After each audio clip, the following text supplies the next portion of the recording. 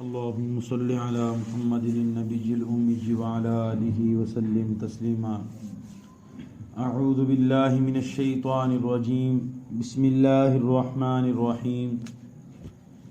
قال الله هذا يوم ينفع الصادقين صدقهم لهم جنات تجري من تحتها الأنهار خالدين فيها أبدا رضي الله عنهم ورضوا عنه ذلك الفوز العظيم.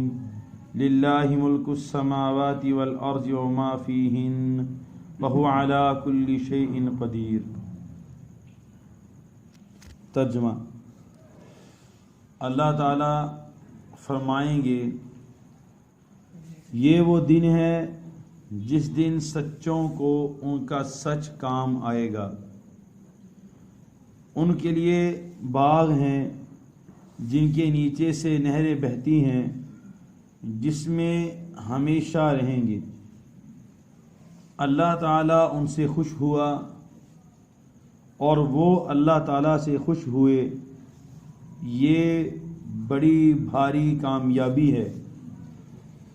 اللہ ہی کی سلطنت میں ہے آسمان اور زمین اور جو کچھ ان میں ہیں، اور اللہ تعالیٰ ہر چیز پر قادر ہیں. تو یہ سورۃ المائدہ کی آخری آیات ہیں. آخری آیت ہے، دو آیت ہیں. تو آج سورۃ المائدہ ختم ہو گئی. تو اس پوری سورت کے اندر اللہ تعالیٰ نے کچھ ہمارے عقائد کے احکامات بیان کیے تھے، کچھ دوسرے فروعی مسائل بیان کیے تھے. تو اس سے پہلے ان اعمال کے حساب اور کتاب کا تذکرہ تھا. آج کی ان دو آیات کے اندر محاسبہ کا ذکر ہے کہ ہمیں اپنے اعمال کا محاسبہ کیسے کرنا چاہیے اور کتنا ضروری ہے. کہ اللہ تعالیٰ فرما رہے کہ قیامت کے دن میں یہ کہوں گا، اللہ تعالیٰ یہ اعلان کریں گے کہ آج وہ دن ہے کہ سچے لوگوں کو ہی ان کا سچ فائدہ دے گا. اس آیت کے مطابق بندے کے عقائد، بندے کے اعمال اور بندے کے اقوال، تین چیزیں ہوتی ہیں: عقائد، اعمال اور اقوال. عقائد کا تعلق دل سے ہوتا ہے، اور اعمال کا تعلق بندے کے جسم کے ساتھ ہوتا ہے، اور اقوال کا تعلق بندے کی زبان کے ساتھ ہوتا ہے. یعنی بندے کو اپنی عقائد میں بھی سچا ہونا چاہیے، اور اپنے اعمال میں بھی سچا ہونا چاہیے، اور اپنے اقوال کے اندر بھی سچا ہونا چاہیے، تب وہ سچا شمار کیا جائے گا. عام طور پر جو لوگوں کے اندر مشہور ہے کہ ظاہر جو نظر آ رہا ہے وہ سچ ہے. اگر ظاہر میں وہ ٹھیک کر رہا ہے تو وہ ٹھیک ہے، ظاہر میں سچ بول رہا ہے تو وہ سچ ہے، اور اگر باطن میں کیا ہے نہیں، اس کا کوئی اعتبار نہیں ہے. ظاہر میں غلط ہے تو وہ غلط ہے، ظاہر میں جھوٹ بول رہا ہے تو وہ جھوٹا ہے، دل میں سچا ہے کیا ہے اس کا کوئی اعتبار نہیں. اللہ تعالیٰ کے ہاں سچا کون شمار ہے؟ جو اپنے عقائد میں بھی 100% درست ہو، اور اپنے اعمال میں بھی 100% درست ہو، اور اپنے اقوال کے اندر بھی 100% درست ہو. یہ نہیں کہ اس کے عقائد اندر سے کچھ بھی نہیں ہے اور اقوال سے اور عمل سے تو بڑا مسلمان بن کے دکھا رہا ہے. اسے منافق بولتے ہیں کہ عقائد کچھ بھی نہیں ہے، نہ اللہ کو مانتا ہے نہ اللہ کے رسول کو مانتا ہے، یا کسی بھی حکم کا انکاری ہے احکامات اسلامیہ میں سے، لیکن زبان سے اور اپنے عمل سے بہت کچھ کر کے دکھا رہا ہے کہ میں یہ ہوں، مجھ سے بڑا کوئی دیندار نہیں ہے. لیکن اندر سے جو ہے نعوذ باللہ ہے اسلام کے بھی خلاف ہے، قرآن کے بھی خلاف ہے، اللہ کے نبی کے بھی خلاف ہے. تو وہ سچا نہیں، اس سے بڑا جھوٹا کوئی نہیں ہے. یا اپنے دل سے عقائد والا ہے لیکن اقوال میں جھوٹا ہے، عمل بھی کچھ نہ کچھ کرتا ہے، دل سے بھی سچا ہے، لیکن اقوال سے گفتگو کے اندر جب گفتگو ہو تو اس میں جھوٹ بولتا ہے، اللہ کے خلاف، اللہ کے رسول کے خلاف، اسلام کے خلاف جھوٹ بولتا ہے. تو اس بندے کو بھی کامیابی نہیں ہو سکتی. یہ بھی بندہ سچے لوگوں میں شمار نہیں ہو سکتا. اس سے بڑا جھوٹا کوئی نہیں ہے.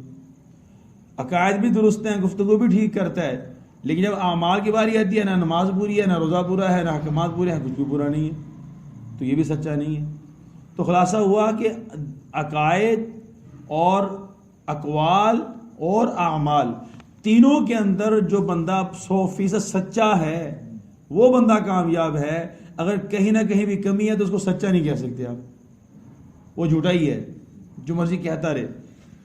اب یہاں پر ایک اور بات, اب سچوں سے مراد کون ہے, کون صادقین ہیں, سچے لوگوں کو ان کا سچ فائدہ دے گا, کام آئے گا. سب سے پہلے اس کے اندر تمام کے تمام انبیاء علیہ السلام شامل ہیں. ان سے بڑا سچا دنیا کے اندر کوئی نہیں ہے. نبیوں سے بڑا سچا دنیا کے اندر نہ کوئی آیا نہ کوئی آئے گا. اور بھی سب سے بڑے سچے امام الانبیاء سرور کائنات خاتم النبیین حضرت محمد صلی اللہ علیہ وسلم کی ذات ہے. ان سے بڑا سچا کوئی نبی بھی نہیں ہے. سارے نبی سچے ہیں, پر سب سے بڑے سچے نبی جو ہیں میرے آپ کے نبی آمنہ کے لال حضرت محمد صلی اللہ علیہ وسلم کی ذات ہے. سارے نبیوں سے بھی سچے, بڑے امام, سارے نبیوں کے امام, امام الانبیاء, بڑے امام. اس کے بعد جو ہے صحابہ اس میں شامل ہے. صحابہ براہ راست صادقین کے خطاب ہیں. اگر صحابہ پر صادقین کے لفظ صادقی نہیں آتا تو پھر کسی پر بھی نہیں آتا. حضور نے جو جماعت تیار کی تھی وہ جماعت صحابہ, اور اس جماعت نے قرآن پاک کو محفوظ کر کے, احادیث کو محفوظ کر کے, دین کو اصلی شکل میں محفوظ کر کے امت تک پہنچایا. کون سی سند آپ نکالیں گے حدیث کی جس میں صحابی نہ ہو؟ کون سی سند نکالیں گے قرآن پاک کی جس میں صحابی نہ ہو؟ تو صحابہ سب سے پہلے براہ راست قرآن پاک کے اس آیت کے لفظ کے صادقین کے مصداق ہیں. سارے صحابہ سچے ہیں, سارے صحابہ سچے ہیں. جس صحابی کا جو فیصلہ ہے وہ عین دین ہے. کسی صحابی کے فیصلے پر انگلی نہیں اٹھائی جا سکتی. اصحابی کا نجوم فبأیہم اقتدیتم اہتدیتم, میرے صحابہ ستاروں کی مانند ہیں, جس کی بھی اقتدا کرو گے ہدایت پاؤ گے. سارے صحابہ جنتی, سارے صحابہ. لہذا جس صحابی کا جو عمل ہے, کوئی بندہ اگر کسی صحابی کے فتوے پر چل رہا ہے تو وہ کامیاب ہے. اس کو اس بات میں غور فکر کرنی چاہیے. صحابہ کے اعمال, ہم اس سے باہر نہیں جا سکتے. صحابہ کی تعلیمات سے بڑی ہماری تعلیمات نہیں ہے. صحابہ کے علوم سے بڑا ہمارا علم نہیں ہے. جو براہ راست حضور صلی اللہ علیہ وسلم کے شاگرد ہیں, قرآن پاک اترتا ہے, اس کا سب سے بڑا سرچشمہ اور مرکز جو ہے اللہ کے نبی صلی اللہ علیہ وسلم کا سینہ ہے. اور سینہ مبارک سے علم حاصل کرنے والے صحابہ ہیں, براہ راست جنہوں نے حضور کے چہرے کو دیکھا, براہ راست جنہوں نے حضور کی زبان مبارک سے نکلتے ہوئے موتیوں کو دیکھا, براہ راست اللہ تعالیٰ کی طرف سے آتی وحی کو اللہ کے نبی کو محسوس کیا کیسے وحی آ رہی ہے. تو وہ انبیاء کے بعد خطاب صحابہ کو ہے. پھر اس میں عام سارے مسلمان جو صحابہ کرام کی اور اللہ کے نبی صلی اللہ علیہ وسلم کی بتائی ہوئی تعلیمات پر چل رہے ہیں وہ بھی اس میں شامل ہو جائیں گے. کیونکہ اللہ نے فرمایا کہ جو بندہ اس قوم کی مشابہت اختیار کرے گا اسی قوم سے اٹھایا جائے گا. من تشبہ بقوم فہو منہم, ہماری مشابہت صحابہ سے ہو جائے جنتی ہیں, ہماری مشابہت اللہ کے نبی سے ہو جائے تب بھی جنتی ہیں.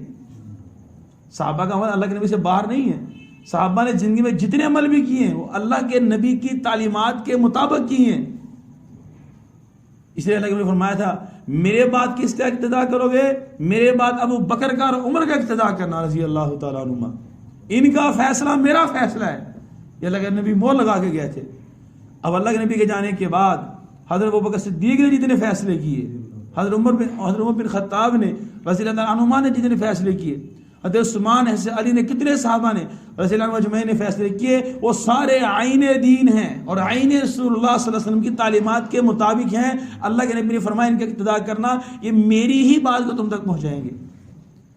لہذا اگر کوئی صحابہ کا فتویٰ یا صحابہ کا کوئی عمل ہمیں جو ہے حدیث کے مطابق نظر نہیں آ رہا ہوتا تو یہ مت کہا کریں کہ ہم حدیث کو مانیں گے, صحابہ کے قول کو کیوں نہ مانیں.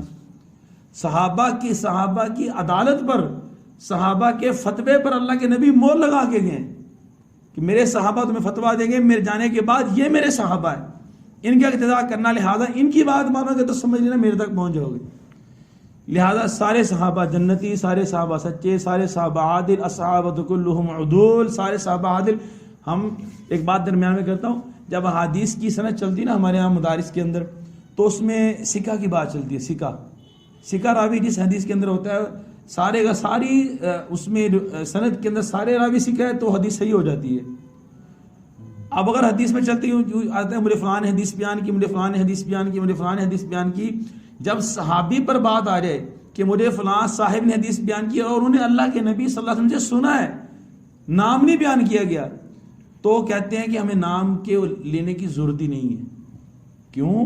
اس لیے کہ اللہ کے نبی صلی اللہ علیہ وسلم سے جس نے سنا ہے وہ صحابی ہو سکتا ہے اور وہ سچا ہے، اس کی عدالت میں کوئی شک نہیں ہے. ویسے کہا جائے کہ مجھے فلاں نے حدیث بیان کی، نام نہیں لیا، تو ہم کہیں گے یہ حدیث ضعیف ہوگی ہے. کون ہے راوی، کون ہے بیان کرنے والا، ہمیں کیا پتا کون ہے، کوئی جھوٹا بندہ ہو وہ حدیث بیان کر رہا اپنی طرف سے، پھر ہم کیسے مان لیں گے؟ تو صحابی کا نام اگر نہ لیا جائے کہتے کوئی بات نہیں ہے. کیوں؟ اللہ کے نبی کی مہر ہے الصحابۃ کلھم عدول، سارے صحابہ سکہ ہے، لہذا ہمیں ان کے نام کی ضرورت ہی نہیں ہے. جب کسی بندے نے کہہ دیا کہ میں نے اللہ کے نبی سے حدیث بیان کی، ابھی نہیں، اوپر سند میں ہوتا ہے اللہ کے نبی کے دور میں جا کے تابعی کہتا ہے کہ مجھے فلاں صاحب نے حدیث بیان کی جو اللہ کے نبی کا صحابی ہے، نام نہیں بیان کرتا، تو ہم کہتے ہیں کہ یہ عادل ہے، قبول ہے حدیث، تو اس کے اندر وہ شامل ہے. اب ان کے لیے انعامات کیا ہیں؟ اللہ تعالیٰ ان کے لیے باغات ہیں جن کے نیچے سے نہریں بہتی ہیں، جس میں وہ ہمیشہ رہیں گے. رضی اللہ عنہم ورضوا عنہ. یہاں پر ایک بات میں پڑھ کے بڑا حیران ہو گیا. مفسرین لکھتے ہیں کہ اللہ تعالیٰ جب جنتیوں کو جنت میں داخل کر دیں گے، داخل کرنے کے بعد پھر فرمائیں گے اب میں تم سے راضی ہوں، تم سے کبھی ناراض نہیں ہوں گا. یہ کب کی بات ہے؟ جب ہم مر جائیں گے، جنت میں چلے جائیں گے، جنت میں جانے کے بعد پھر اعلان ہوگا کہ میں میرے بندوں تم سے راضی ہوں، تم سے ناراض نہیں ہوں گا. لیکن صحابہ کو کہا دنیا میں کہہ دیا رضی اللہ عنہ ورضوا عنہ. اللہ تعالیٰ نے ان کے عمل کو قبول کر کے دنیا پر ان کے عمل کی قبولیت کی مہر لگا کے فرما دیا تمہارا عمل دنیا کے اندر ہی میں نے ایسا قبول کر لیا کہ تمہیں دنیا میں جنت کی بشارت ہے، اور دنیا میں جنت سے اگلی بھی تمہیں سرٹیفکیٹ دے رہا ہوں کہ تم سے میں کبھی ناراض نہیں ہوں گا. باقی لوگوں کے لیے نہیں، صحابہ کے لیے. تو عجیب نقطہ یہاں پر کہتے یہی بہت بڑی کامیابی ہے، اور اللہ ہی کا ہے آسمان اور زمین اور جو کچھ اس میں ہے. اللہ تعالیٰ ہر چیز پہ قادر ہے. اللہ نے جتنے بھی احکامات سورۃ المائدہ کے اندر بیان کیے یا پچھلی تمام صورتوں کے اندر بیان کیے، اللہ تعالیٰ فرماتے ہیں میں ہی آسمان و زمین کا بادشاہ ہوں، میری بادشاہ سے کوئی بندہ باہر بھاگ نہیں سکتا، لہذا میں نے جو تمہیں احکامات دیے ہیں، تعلیمات دی ہیں، اس کو اپناؤ، عمل کرو، زندگی گزارو اور کامیاب ہو کے میرے پاس آ جاؤ. بھاگنے کی کوشش نہ کرنا، میری سلطنت سے باہر نہیں جا سکتے. تو اللہ سے دعا ہے کہ اللہ جل شانہ ہم سب کو نیک اعمال کرنے کی توفیق عطا فرمائے، اپنے عقائد اور اقوال اور اعمال میں سچا بننے کی توفیق عطا فرمائے.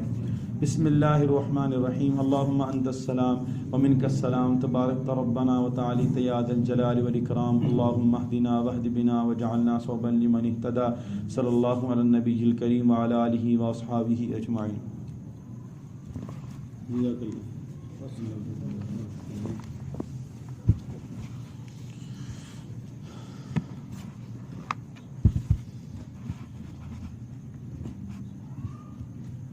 Well,